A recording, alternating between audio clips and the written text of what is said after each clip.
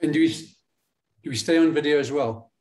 Yeah, you can stay on video, Rob. No, we don't have anybody presenting, so you can stay on. Welcome everybody to the CHRO South Africa podcast. My name is Sungula Nkabinde.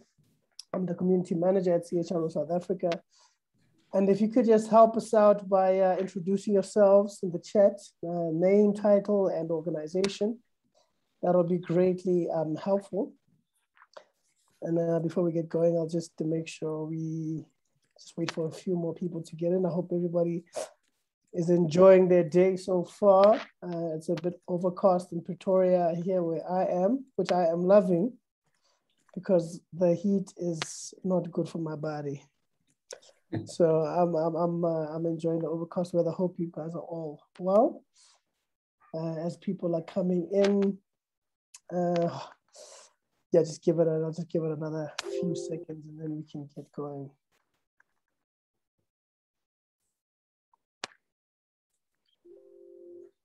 All right. Yeah, okay, we've got some people in here. As I mentioned, my name is Sungula Nkabinde, and I'm with CHRO South Africa. And today we're going to be discussing how to leverage the gig economy to revolutionize your people pipeline.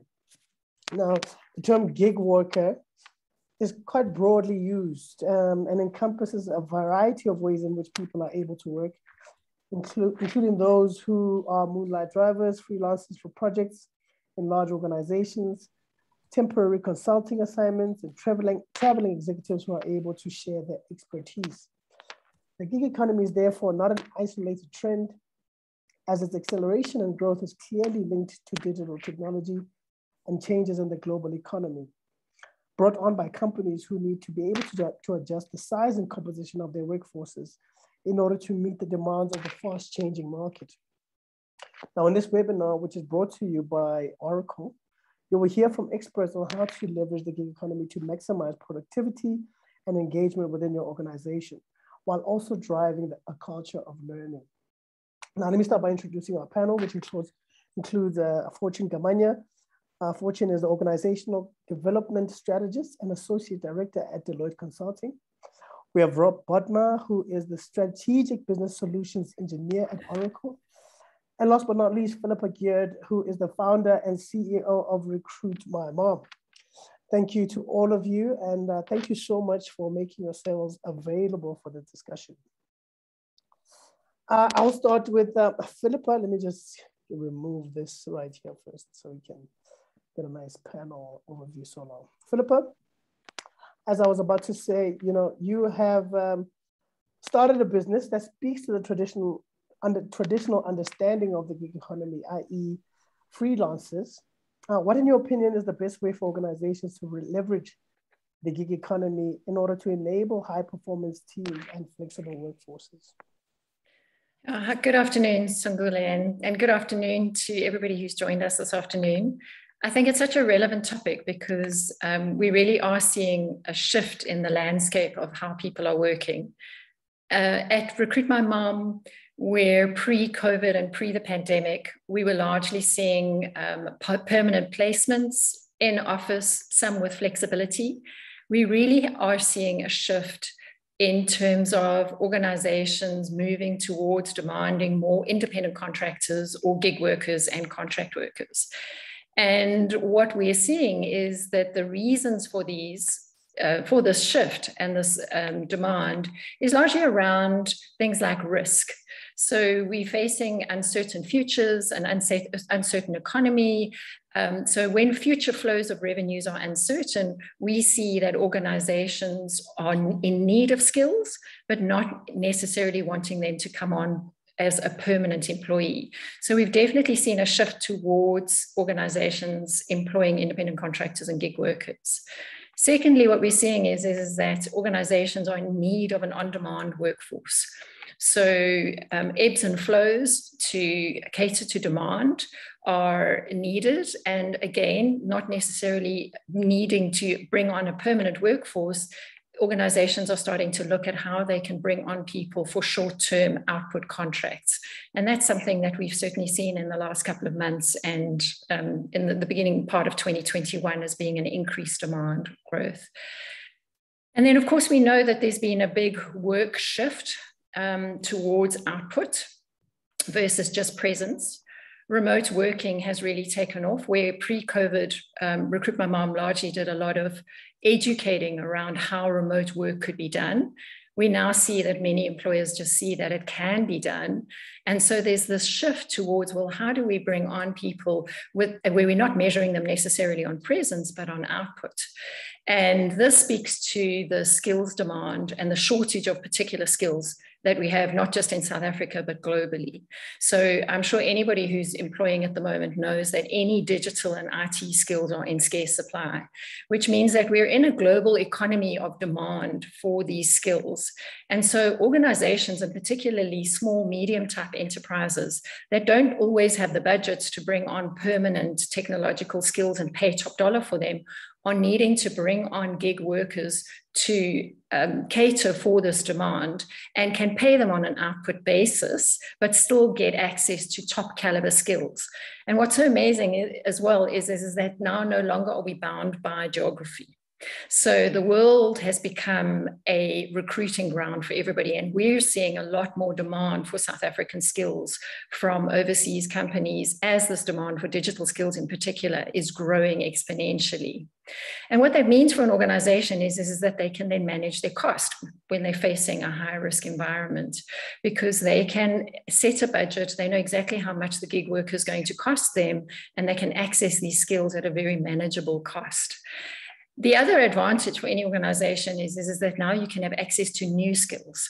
So a lot of these gig workers are working across organizations, across geographies.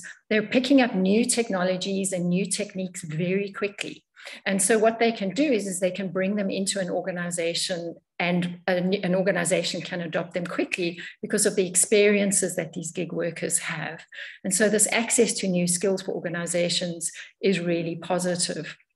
And so we really are seeing a lot of positives for organizations at the moment in being able to access them, but particularly being driven by the pandemic and just the general risk averseness that we're seeing around at this time.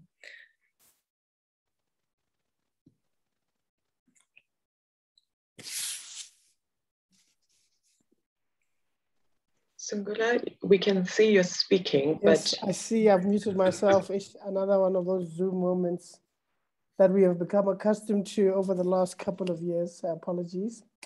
So Fortune, yes, so you've heard what Phillipa's had to say about, the gig workers in the traditional sense.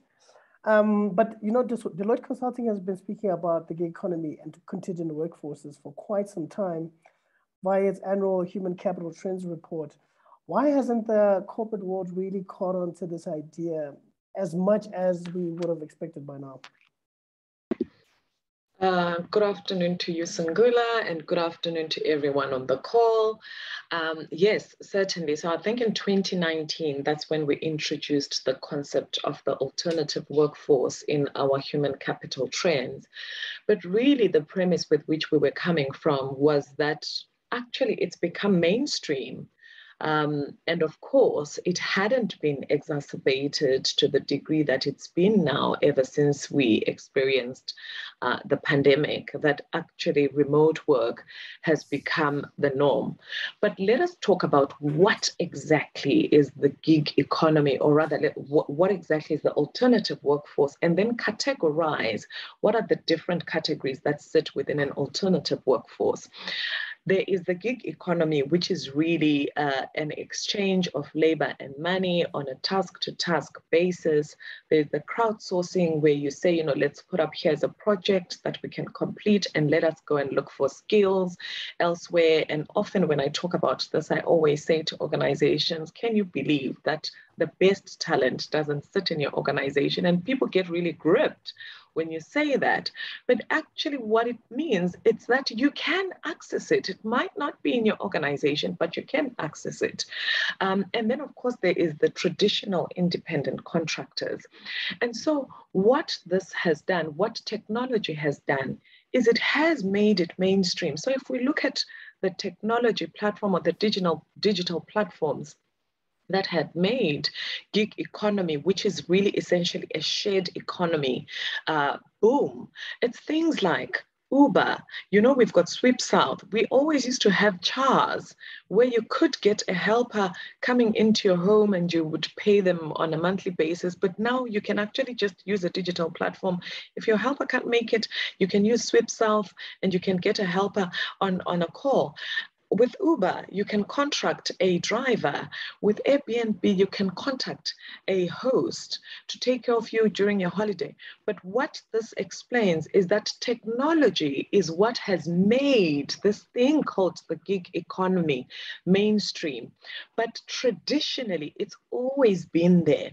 So if you look at how doctors and hospitals contract, doctors and hospitals contract in such a way that I work with you as and when I can, because I also have a private practice somewhere. But I will come and have a look at your patients at this time. So it's actually always been there. Financial services, our financial advisors, they don't work for these insurers, but they run their own mini businesses and then congregate as a group of financial advisors to bring business to the big insurer. So I think that it's really just looking at how do we make it mainstream? How do our policies start to accept this as something that you can use to really access the best talent out there? Thanks a lot, Fortune. And Rob, how does the gig economy translate within organizations, i.e., internal mobility and internal gigging? Yeah, so I think, tying into both of what Fortune and Phillipa are speaking about. So I think the first thing what the pandemic did create was, a lot of organizations really looked at their recruiting. A lot of organizations put a freeze on bringing people in, although some people were leaving. So, this created a skill shortage in organizations, and the only way they could address it, really, or the most effective way, was internally. So, again, what Fortune is saying, I agree with 100%. I've been speaking at conferences for years now, talking about the gig economy and the percentage of our economies that are going to move into this environment. The pandemic just rushed everything, and it's now become sort of the new norm. But the big challenge organizations had, in my opinion, is they had no way of managing it. So you're able to talk about, whether you're a full-time contractor, that sort of stuff was able to be managed because it was part of an older model. But the actual gig side, if you start looking, especially from an internal mechanism, traditionally organizations, either I was part of a succession plan or I transferred or I got a promotion. That didn't help from a gig perspective. So a lot of organizations were stuck in the old way. And again, back to what Fortune was saying, is organizations have to adapt, the way they're treating employees now. They can't go and use this old model that they've used for many, many years now and start trying to fit in this whole gig economy and how it's going to work. They have to really look at the way they do things.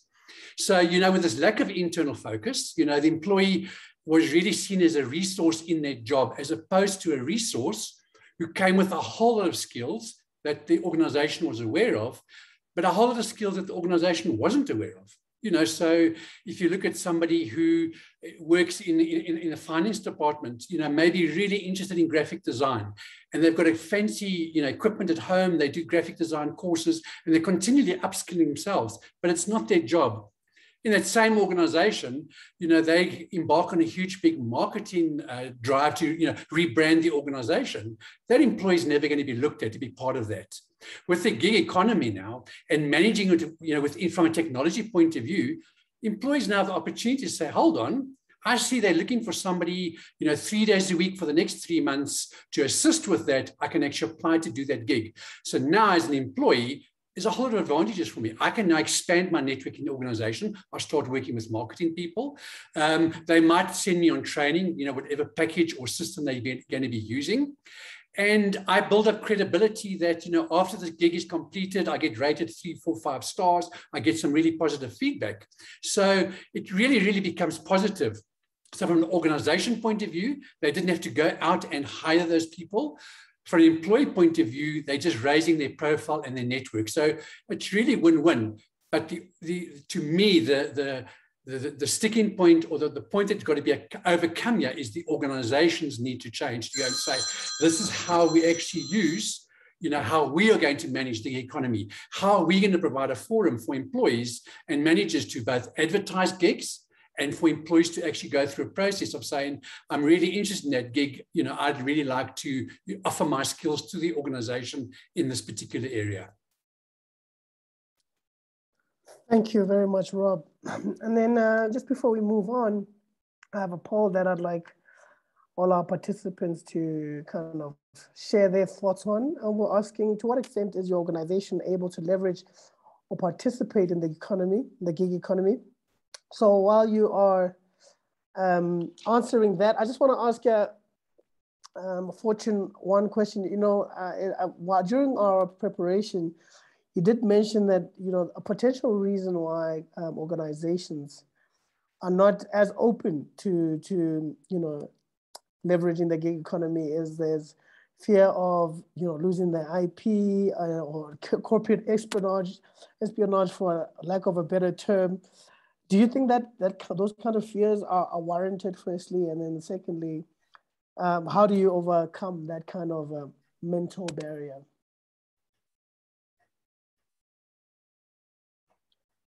I think Fortune is frozen. Okay. Phillipa, maybe you can take that one while we wait for Fortune to come back. Thanks, Sungula. The one thing that we've also seen throughout this transition towards a more gig economy and towards a more flexible way of working is an increased level of security within organizations. And we've again seen this through digitization and technology, and just the enormous explosion we've seen in various security technologies out there that can prevent espionage and various other security breaches that organizations are concerned about. So I don't see now that there is a reason why an organization can use that necessarily as a reason not to bring on external workers, because there is enough out there in the market now to secure an organization and ensure that it's safe for an organization to do so. I don't know, Rob, if you've got a comment to that. Yeah. No, I agree with you absolutely, and it's this whole new way of thinking. Everything, the old days, everything was played close to the chest. And it was this, you're either in the organization or you're not in the organization. I did a talk a couple of months ago, and the two organizations that I spoke with, one of the organizations, it was Unilever, had actually sent some of their staff to another organization, not in the same market, to actually go and join their marketing team to go and just get some fresh ideas. So you're going to find these sorts of things happening, but it's the forward-thinking companies that will start doing it, and they'll start benefiting it. Just like, many years we spoke about, the way that, the disruptions, the B&Bs and the Ubers and Netflix disrupting the market. The same thing's going to happen here. I have a set of skills. I work for Oracle full-time. And it's sort of, maybe it's because, I've been working for so long now, but my thinking should be, I've got a set of skills. What would Oracle like to use? And what would IBM like to use? And what would Microsoft like to use? Because that's the way it's going. I spoke to an organization a while back where they created what they call a tribe culture. And they looked at rewarding people based on their contribution to the team. So they called it a tribe, as opposed to you're this level, you're this grade, that's your salary. So there's this huge, big motivation on, I as an individual need to keep myself upskilled and in line with what's happening. The only way I can do that, I'm limited within the organization. I have to look outwards as well. So it's a big change that's coming. But I think, again, if we'd been having this talk 2.5 years ago, and we sort of started projecting the work from home, most people would be saying, my organization could never do that. We're just not equipped. when you have to do something, it's amazing what people are actually able to do. But just want to add one thing. I think, Phillipa, you mentioned something about, you know, it was Fortune, sorry, I can't recall. This whole thing about managing by attendance, which was the old way of doing it. You know, I was at the office, I was working. Now, I've been saying for a while here, the line managers to me are the weak link in this process because they have to be reskilled. How do they manage a team where I'm measuring outputs, not time? I don't have to worry about when people come to work. How do I set deliverables and how do I measure those? I think there's a massive amount of line managers out there that manage by attendance, and to sort of support them in this way is the old way of doing performance management. We will do a half-yearly review. We'll give you a 1, 2, 3, 4, or 5. There's nothing in there around managing that person, their talent, their goals, succession. So, you know, the organization and HR have got a huge job ahead of them, but I think it's a huge challenging job. It's something exciting as opposed to mundane administrative, you know, sort of work. This is really big for them, and it's going to make an impact on a big impact on the organization if they get it right. Yeah, Fortune, we lost you for a second there. Yes, my network went down. Yes. Yeah, no, we're having the full suite of virtual meeting hiccups here with my mute moment and your network issue. So that's totally fine. But I do want to give you an opportunity to answer the question. I don't know if you got all of it about the thoughts on the corporate espionage fears and people losing their IP. Yeah, so I think that is, even that fear is something that actually should be off the past, because really the internet, Google has organized the world's information. If people really wanted to get information, they would get it. It's really about how do we open ourselves up to, so I guess the trade-off is, do I get the best person to do the job, or do I settle and make do with what I have because I'm fearful that my information is not going to be safe? So it's really about making that trade-off. And I think that it's no longer a challenge, really. It's neither here nor there. And before I joined, I saw that there was a question in the chat around what do the panelists say about the labor law and versus the gig economy. I think it's a little bit like how our policies as governments, as organizations have evolved alongside technology. Because what technology has done, it's gone way ahead, and then we've got policies that still hold us back. A great example of how even technologies have evolved and have forced our policies to be shaped differently is this whole idea of cryptocurrency. Some countries saying, you know, you can pay with cryptocurrency, some saying you won't. So it's really forced central banks to look differently at this idea that we call money. So it's the same as labor laws. Do we stick to our old labor laws, or do our labor laws progress to cater for things like the gig economy, and for organizations to really be open and progressive around not holding too tightly to their information and depriving themselves of the opportunity to access the best talent out there. Thank you very much, Fortune. All right, so here we have the results to the poll, you know, we've got two very popular answers. The most popular being, you know, we do bring in contractors for short periods of time when the situation requires. And the other one with 31% of you saying our organization is nowhere near this kind of thinking, which, you know, is a little bit alarming given the times that we're living in. And then with 19% of you have said we do bring people in from outside the organization while also allowing internal mobility to manage varying workloads per team, function, or project. And then lastly, 11% of you have said we are toying with the idea of contingent workforces and have begun piloting those models in parts of the organization. So I'd like to get a comment from you, Phillipa, on those results. I think the 31% who say their organization is nowhere near it is, cause for concern. Yes, absolutely. I think, Sangula, the question I have is why not?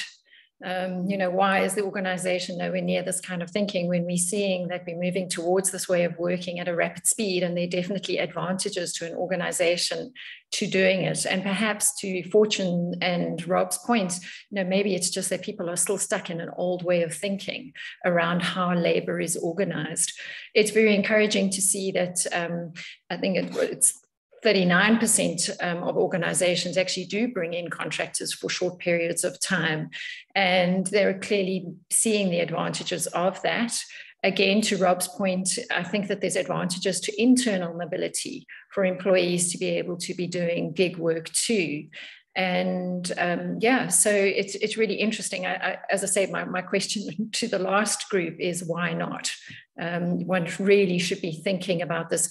And, to Rob's point earlier was that HR managers are at an exciting juncture in their careers because they can be leading an organization in the way that they can be thinking about the future of how they structure their workforce. Yeah, I think HR professionals do have a very important role to play here. Anybody else want to comment on the poll before we move on? I think just to reiterate the point, I think, this whole thing about start internally. If an organization has been doing it, but there's a lot of work. I need to know what I've got internally. So my first step is what skills, what do I have internally, and how can we best use them? And there's huge benefits there because you've got the people ready to employ. With the organization not incurring much expense, opens up the organization to all employees. And the contract stuff, and a lot of organizations have been doing that because certain, project management and all that, were always sort of prone to that sort of people coming in, managing the project for 6 months, 18 months, and then leaving once the project went live. But this whole thing about the gig side is where I've got a set of skills you need now. Let me give them to you. You use them and I'm out of here. Don't only think externally. You've got to think internally because otherwise what will happen, and I remember very early in my career, I was a programmer, and for certain projects, they brought in contractors. And as staff, we always felt, why did the contractors get all the best development work? And we as permanent staff, we had to do the maintenance of the systems. So we decided, well, then the best thing to do is not to be a permanent staff, be contractors. So you want to be able to make these things available, but sure, if you can't find the skills internally, then go and look externally. But first port of call should be internally. And it's those hidden skills. It's not that, I've got a project manager here who can manage a project in my team. It's not around that. It's around somebody who's got really good motivational skills that can be used in the organization to go to speak to a bunch of interns to motivate them to do something in the organization. It might just be a 5-hour gig, but you're not bringing in an external motivational speaker to go and do that. So, I just say, always think about internal as well. I don't like using the word contract any longer because the perception is the contractors that came out, and organizations are set up for that. Labor law is set up for that. It's the gig side where it's really, what do I need and when do I need it? There's not time for setting up big contracts and all that. It's really exchange of skills and reward. Yeah, Fortune, any comment on the poll? And then secondly, do you want to comment on, what Deloitte is specifically is doing in this space, and what experiences lessons you can share from what you're doing? Yeah, so I think I would like to comment on that 31% around our organization is nowhere near this kind of thinking. I think it really speaks to Rob's point earlier that at this juncture, line managers are the people who we need to be engaging around thinking differently, so that they're not looking at work based on presence, as Phillipa put it, but rather on the output. And so what it means is you have to trust that it is, if it's output that you want, then anyone from anywhere can do it. That's number one. And I think number two, what I've seen is when I engage with clients love the statement, Fortune, our environment is very complex. And so because of that, they create this heaviness around onboarding people very quickly. So how about we also start thinking about redesigning work so that just even the employee experience of the people who are in your organization is more meaningful, so that when they need to access assistance from outside, it is easier to onboard those people who are in the gig economy. In terms of what Deloitte is doing, I think I can speak specifically to a colleague of mine who reached out to me a few weeks ago and said, listen, I understand that you're looking for resources for this particular project. We have been putting together a database of very skilled independent contractors who can support you in a series of projects. So that there's a particular process that's been put in place to ensure that when people come on board, they are also able to deliver at Deloitte standards, also understand our frameworks, but also have a track record. So a bit like what Rob was saying, that instead of having to call different people, if there's a way in which people can give feedback to these independent contractors, it becomes far much easier for you to make a call on whether or not you can utilize this person's services. And I think that speaks to what technology has done with, I think I'll keep going back to the Uber example, because if you're not happy with the driver, you click a 1. But also if the driver is not happy with you, they'll also give you 1 star. So you can a driver can decide, do I want to transport Fortune or not? So it's the same. If people come and work for us at Deloitte and they feel that, as a contractor, I didn't enjoy my experience, then they can also go and tell other people, no, actually don't go and contract there. So it's really also our responsibility to make sure that when they do come and do those gig opportunities, they enjoy their experience there, because then they're also allowed to rate us. So, yeah. I think, Fortune, in what you're saying there, and I think this is where blockchain is going to start playing a really big role, where you start building up your own, what you're actually doing. When organizations ask for CVs as opposed to what you actually did the organization, whereas a blockchain is your learning, your experience, your feedback, it's everything. I just want to answer, there's a question in the chat there about how do we balance side hustles in the gig economy with the traditional executives who believe that employees are not fully committed to their day jobs and all that. It's a very interesting point, because what's going to happen to those executives is they will lose their good staff, because again, and if you look at the gig economy, and it's aimed at a young profile. I might love starting late in the morning, or I might like working in the evening. The only question to ask me is, did I get my job done? Did I meet my deadline? How did I get my job? Was I efficient? Don't worry about anything else. If I was at another organization this morning, don't worry about it. Okay? Did I do what you expected me to do? And yes, there needs to be some sort of confidentiality, and you're always going to have these conflict of interest. That needs to be handled just like when you join an organization in a full-time mode.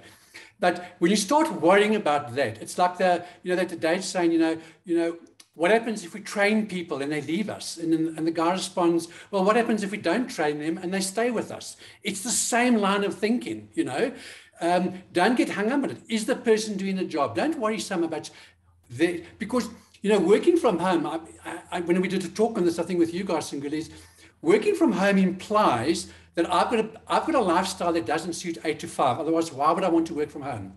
If I've got things to do in the morning and the afternoon, I'll do 4 hours in the day and 4 hours at night. That's working from home model to me, getting my job done. If it's working from home, meaning at 8 o'clock, my manager expects me to log on and start attending me till 5 o'clock. I'm not, it's just a location change. It's not the concept of I'm a single parent. I need to spend 2 hours at the school every day, but I'll give you those 2 hours back at 10 o'clock this evening. That's the model, but that's managing outputs. Yeah, definitely. And, when it comes to, I like what you said, Fortune, about, the whole feedback, and everybody needs to enjoy the experience, both the freelancer or gig worker and the organization. Phillipa, when it comes to, some of the people that use Recruit My Mom, the issue of culture fit, I'm sure, comes into play a little bit, because no two people are the same, no two organizations are the same. And we know how culture is such an important element of workforces and how they operate. Have you had experiences where, you know, an individual is not a good culture fit for organization? And how do you kind of manage that? Yeah, it's, you know, culture is such an important discussion, particularly in organizations that have strong culture. And I've certainly had enough discussions with corporates around this when they're discussing what we're calling an on-demand or gig workforce to supply to them. And, you know, it does depend on the circumstances as well, Sangula. So, you know, if I'm employing an IT gig worker to deliver an output, their cultural fit to me is not as important as when I'm employing an on-demand workforce that are going to need to come in when my call center is under pressure and I need people who are just going to come in and go out just to help out that call center at the time, because that's client interfacing, and that culture is really important. So, you know, we're talking about the same thing, which is outputs versus just the presence of that person. So when their output is purely what you're paying for. So, you know, when I'm paying somebody to develop infographics for my website and create a whole lot of materials that I need for marketing, their cultural fit to my organization is not as important as somebody who's going to be needing to interface with my stakeholders. And so it does depend on circumstance. The thing with a gig worker, to Fortune's point, is that if the fit's not right for whatever reason, and it's important that the culture is important in that circumstance, you know, the organization just says, no, thank you, this person's not working. And then you find somebody who is a better fit. So we look at it specifically on what the organizations require. And if culture is important for that specific role, then that's what we do. We will find them gig workers who are a good cultural fit. Sangula, if I may add to that, and I don't know, you might have covered it when I dropped off on this idea of culture, because you spoke about the internal gigging. I think when we talk about the internal gigging, we have to think about how we think differently about people's skills in our organization, because we have this tendency of compartmentalizing people. They come into our organization as a marketer. We don't think that there is another skill that, you know, they are a voiceover artist, they are a motivational speaker. So we only look at them as a marketer. We probably might even ask that person to go out and look for a voiceover artist for us, because we haven't considered that there's something else that they could do that could help us as an organization. So we have to get into this idea of thinking differently about our talent and not boxing them into the roles that we've created for them, because that way we can also facilitate and encourage this whole idea around internal gigging, and that can help us with this idea of managing the culture fit, because the person is already in our organization. Rob, I'd like to bring you back to this internal mobility element. Oracle has I don't know if it's a product or service called a Marketplace. You want to share more about that? Yeah, so what we've done in our HR solution, that's exactly what we've done. We've created a thing called Opportunity Marketplace, where an employee can either go and look for a job, which is, you know, career and external job, but linked there, managers are advertising gigs. So it just creates that visibility. But it's a visibility right through, because it's part of a system. It's what skills has Rob got? How long has he been here? What projects has he done? What was his last year's performance rating? What have other people said about him? So, and the other side as well, you know, if I'm the person applying, who's running this gig? You know, I see Fortune's running this gig. She's got a couple of 1-stars there. She's a real slave driver. That's not what I'm here for. I want to go in and do something I want to enjoy. I want to relax and enjoy this. So maybe that's not the gig for me. So, but it's a mechanism, because I've got to make it visible. Because I think to add to this whole thing around from the employee point of view, I think that the next challenge after we address the line managers for the HR people is the employees. So as an employee now, I need to understand that if I've got technology looking at me, looking at what gigs I could be good at, because that's what we're able to do with AI. We're able to say to an employee, listen here, Rob, there's a gig that's come up. You've got the right skills for it. Don't you want to apply? You know, pulling as opposed to pushing. So pushing it out as opposed to employees looking for it. But if I've got those skills, so if I am a voiceover artist and I love doing it and I do it for external organizations, I do it for whatever, but I don't tell my organization about it, they won't know. If I don't tell the organization I'm a finance clerk, I aspire to be a programmer one day, how are they ever going to give me that opportunity? So this whole thing about career development, all that, has got to swing back. You know, before it was driven by the manager. You know, the line manager always saying, it's time to do a review. Where do you want to go? Where do you see yourself in 5 years? No. Mr. Line Manager, this is where I want to be in 5 years. Are you able to facilitate in this organization, or I might need to look elsewhere? Employees need to take this control. So I believe up to now with technology and all that, it hasn't really been that enabling. We talk about, you know, HR systems up until the last couple of years ago were called systems of record. That's all they did. They recorded information, made sure you were compliant. Now we deal with systems of engagement. The HR system is not for HR. The HR system is for every employee. HR is the custodian, okay? But the employees and the line managers, that's the engine room, that's where it's all happening. You know, I did a talk the other day where I said to people, you know, if you as an HR are sending out emails to your line managers saying, guys, it's financial year end, please make sure your assessments are done. I say to them, you've only got two options, guys. Throw out performance management because it's not working, or get rid of your line managers because they're not managing their staff. That's the only two options you got here, because if it's not this interaction, you know, this whole thing, and I need to be able through, and I love what Fortune is saying, it's this technology is the enabler. That's what's opened this whole thing up for us. You know, technology's opened it up. A lot of things we're doing are no different. Technology's created visibility, and it's enablement and empowerment. So, you know, organizations need to take a step back and say, what are we currently using? Are our business processes based on a 20-year-old platform of technology? Because that's not going to work any longer. You know, I can upgrade the software as much as I like in my car. It's still a 20-year-old car. So, you know, I have to go and I need to buy a new car. If I want to travel on the new roads, the new freeways, you know, this whole efficiency optimization. So organizations have got a lot to think about. They really have. But like I say, I really believe exciting times, because we talk about the HR teams becoming the innovators in the organization. When did you hear that sort of statement before? You know, HRs were training, you know, if there was restructuring, all that sort of, that's what their role in the organization was. They did the stuff that the line people didn't want to do. HR now have an opportunity to go and innovate and go back to the board and say, we're looking at the way we're managing absence, you know, and there's a couple of leading organizations who look at it. We're going to relook at the way we do performance. We're going to relook at the way we hire people. We're going to relook at the way we onboard people. I mean, it's great. I mean, I think from an Oracle point of view, it's not only Oracle. Many organizations, I know Microsoft, I know Vodacom, MTN, they have employees starting today. They do the whole onboarding process. They start their job. They don't meet a soul.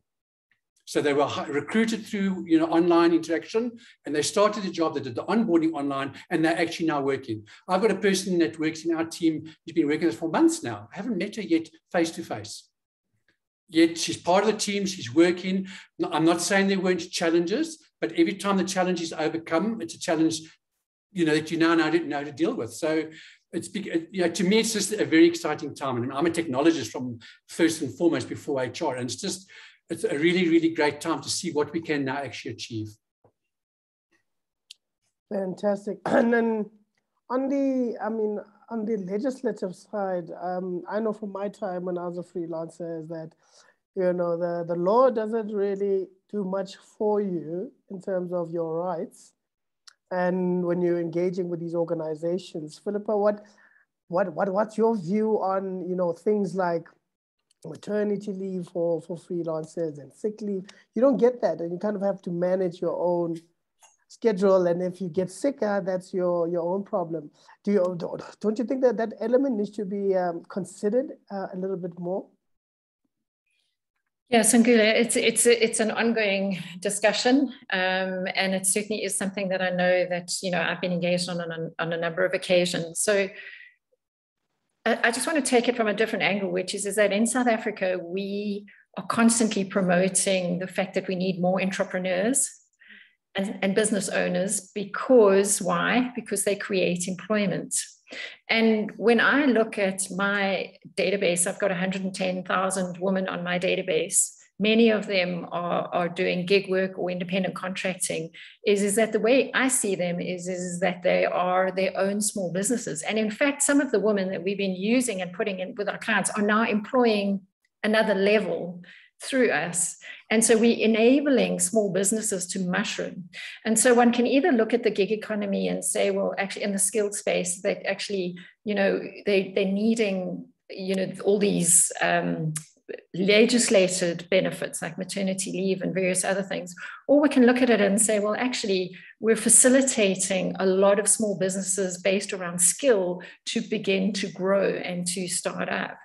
So what I think that once it starts becoming over legislated, then the whole benefit to the gig economy will then collapse. And right now, the gig economy is facilitating more employment.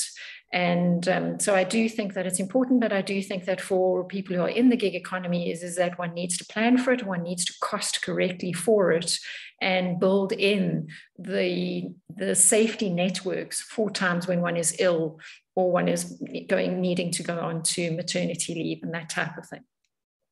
Yeah, I think it's a really good point, Philippa. And I've looked at it this way. I mean, I've employed a guy, contacted a guy to come and paint my house's roof. He couldn't come today because it was raining. It's not, he's got a job to do, which I need to pay him for, and he needs to build in those things. And I think that's exactly that. It becomes a business model as opposed to saying, I want to move away from a monthly salary to contracting, that's my hourly rate. So, we're halfway there these days with, the total cost to company, which gives people a better idea of what they're actually being paid by the organization as opposed to just salary. But I agree with you. It's got to be around, I need to build in 15-day sick leave into my actual pricing. If I look at my pricing over a year, I need to build these things into this environment because I don't want to it shouldn't be detrimental. And I think the only place that legislation needs to come in, and I think the government started this a while back, because initially I didn't understand it, was those sort of people are then having access to the formal sort of sector of financing and all that, because they now no longer have the piece of paper. And absolutely, that's got to be recognized as part and parcel of. But by over legislating, I agree with you. People just say, I can't afford to bring a gig person on because if I do this wrong and I do that wrong and this doesn't happen, then I'm open up to labor legislation and I'm at CCMA half the time. That whole thing will collapse. So people need to become entrepreneurs and say, I've got a set of skills that I need to sell to you. And this is the deal. Yeah, Fortune, I see you nodding your head there. No, total agreement. We can't talk entrepreneurship and then make it difficult for entrepreneurship to flourish, exactly like what Philippa was saying. So totally agree with Rob and Philippa. Okay. And another element that we haven't got, folks, before I carry on, please do feel free to ask your questions. We are in the Q&A portion, but I think we've answered all the questions so far. So I'll just shoot a couple of my own in the meantime. The matter of when it comes to internal mobility is, there are some people who will be more suited to taking on gigs within the organization than others. For example, not everybody wants to come into a job and try new skills and learn new things. How does that impact one's career progression? You study this thing at varsity, you're doing it now, but now other people are being encouraged to learn other skills, and you don't have that appetite. You've got a family at home. How do you incentivize people to take part in gigging internally without necessarily punishing those who don't and just want to excel in the work that they're currently doing? I think the punishment lies in itself. I mean, we talk about the lifespan of skills is halved. So you no longer go and get a degree or a certificate, and that's my career. That's my first job. I'm using that for. And people who don't adapt will die. It's a fact of life. Nobody's made the decision. If you look at the skill set required today as it was 5 years ago, quite different already. And for people who don't want to, what will happen is the opportunities will just be diminished on an ongoing basis. They'll find less and less opportunities. If I'm not prepared to, for example, something simple, I'm not prepared to do this video conferencing thing, I wouldn't have a job today. If I say, no, I do the face-to-face thing, this video thing doesn't work for me, well, guess what? You're not going to work for us either, because that's how we do business today.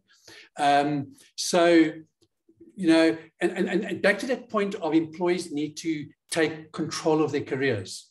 But it should be also opening up. I think today, I should have the freedom. I think one thing I like about Oracle, after your first year at Oracle, you can apply for any job internally. And if you've got the right skill set and that team wants you, nobody's allowed to stand in your way. I don't have to go and ask my manager for permission to apply. I speak to that manager directly in the US and say, you're looking for this type of person. Here's my skill set. They interview me. If I'm successful, I then let my manager know I've been successful. And that's the sort of flexibility you want to give your employees. You don't want to have this, sorry, Rob, you're irreplaceable in your current team, therefore we can't lose you, because that was the old mindset of thinking, because the manager had to keep their team in order to be successful, and employees need to be encouraged. So, there's an encouragement from the organization, but employees have to be motivated to do this. And I think your younger generation is coming through with this YouTube type culture of, we talk about just-in-time learning as opposed to just in case. So when I started my first job, I went to a training center for 2 weeks and I learned all the stuff I never used. Now I do a 15-minute video to do something I need to do right now, whether it's to fix my lawnmower or to go and understand why something's not working for me in Excel. That's how I do it. And that's, if an organization can't adapt it, if they can't take their whole learning and training environment and say, this is how employees want to learn, they're not going to have much success in their learning environments. And that's one of the things we haven't really discussed yet, but that's going to underpin this whole thing, is how do I get these skills? And to me, the gig economy is one way of saying to the organization, you want me to do this particular gig?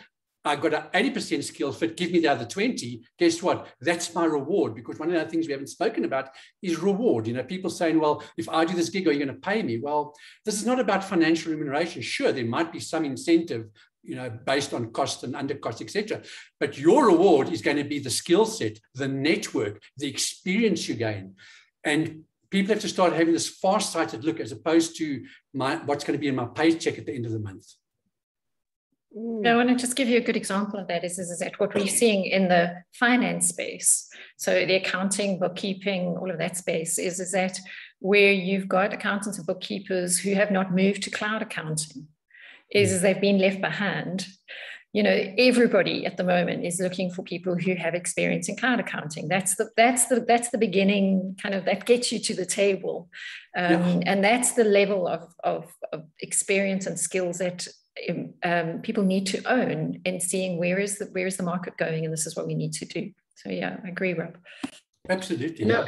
If I can add to that, Philippa, last year we had a trend as part of our 2020 human capital trends called Beyond Reskilling. And it was talking about how do we go beyond building skills that are time-bound, like Rob was saying, that are particular task-bound to building enduring human capabilities. Because a person who is still doing the manual bookkeeping, if we look at the actual capability that they need to have, is the capability of curiosity, not necessarily of bookkeeping, but of curiosity, of knowing that, I can explore something new and the cognitive dissonance is not going to kill me and I can end up doing this thing differently. So how do we help people build different capabilities? So then the incentive, Sungula, to your question, is we want to help you build these enduring capabilities rather than skills that are time-bound and that in 2 years, in a year or two, might not be relevant. So, yeah. Yeah, thank you very much. And I just read a couple of comments here before we wrap up. Vinny Fori says, I agree with flexible work schedules. and more accommodation with working from home as long as output is there. But all managers are of the same opinion, and employees are being expected to return to work. So unnecessary and sad. Yeah, I mean, the issue of returning to work and hybrid workforces, I mean, it's not directly linked to gig economy, but I guess in some way it is. You know, most people like to be involved in this gig environment because of the freedom it allows them to have that work-life balance. Although in my experience, the past 18 months, people have worked harder than they were when they were in the office. So I don't know where it goes for work-life balance. Phillipa, do your clients or the people you have at Recruit My Mom, have they been working more? Because they're actually freelancers already. What I've been seeing is that people who've been working in the offices have gone home and started working harder. But what has been the experience for freelancers? Yeah, so I can look at it both from people that we place permanently and then from the freelancing and contracting side. I can tell you that the research is, and this is pre-pandemic, is that when people are working from home, their productivity goes up. That's a foregone conclusion. What I have experienced, so I run a virtual organization and have done so for 9 years, is that the longer you do it, the easier it is to put in boundaries. So what happens is that in the last 2 years, we've seen this massive movement of people into working from home.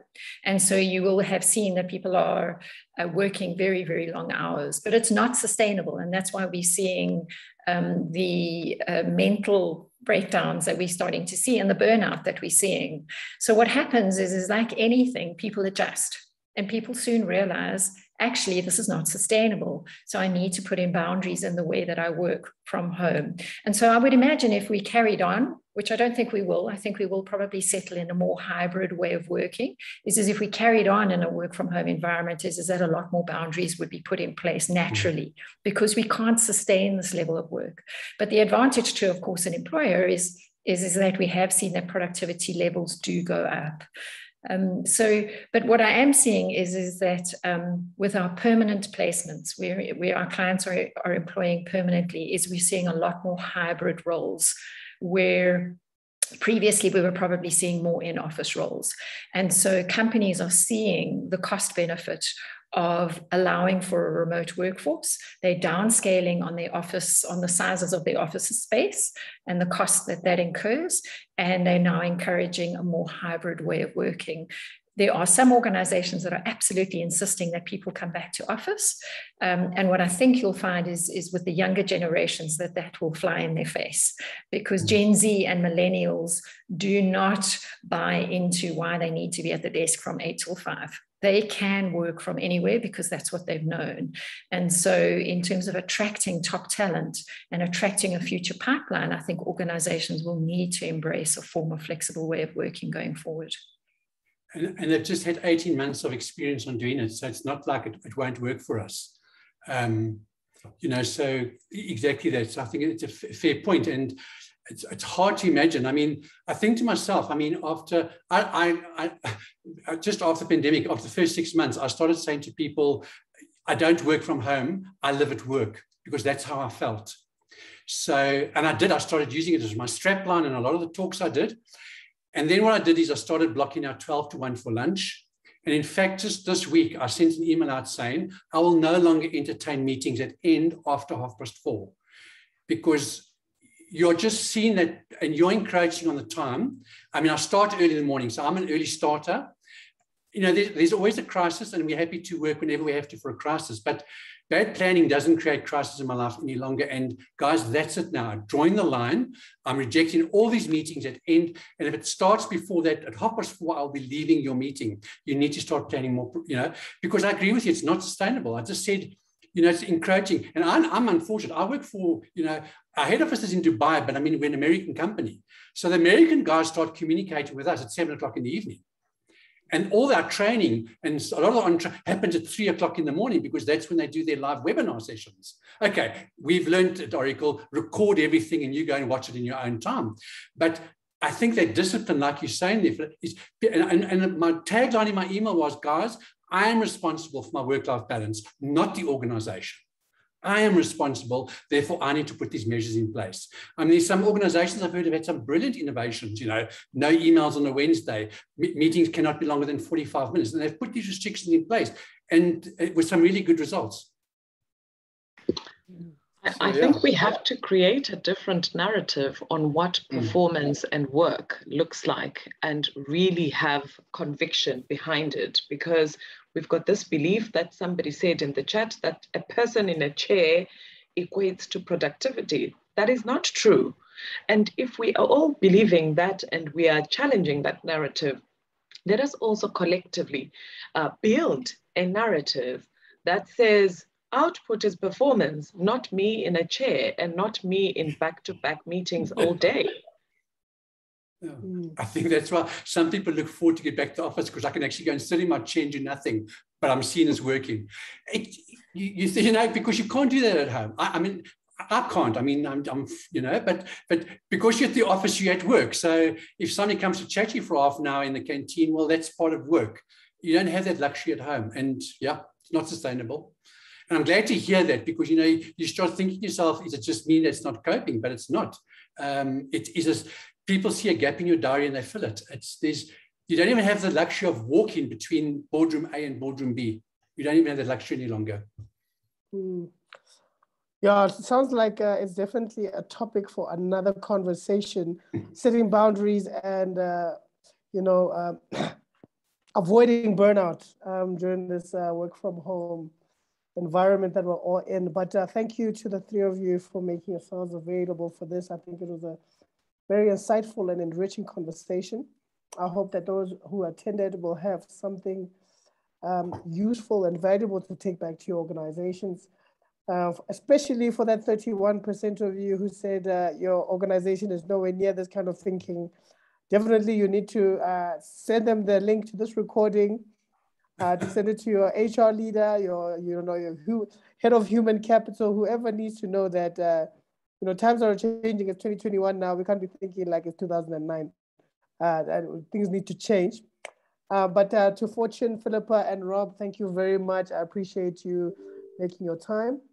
And just before we close, we do have another webinar on the 19th of October, where it'll be about total workforce management and why employee experience matters. That'll be at 11 o'clock on the 19th. And then we also have one more on the 20th, also at 11 o'clock, where we'll be discussing solving succession, planning for leadership evolution in uncertain times.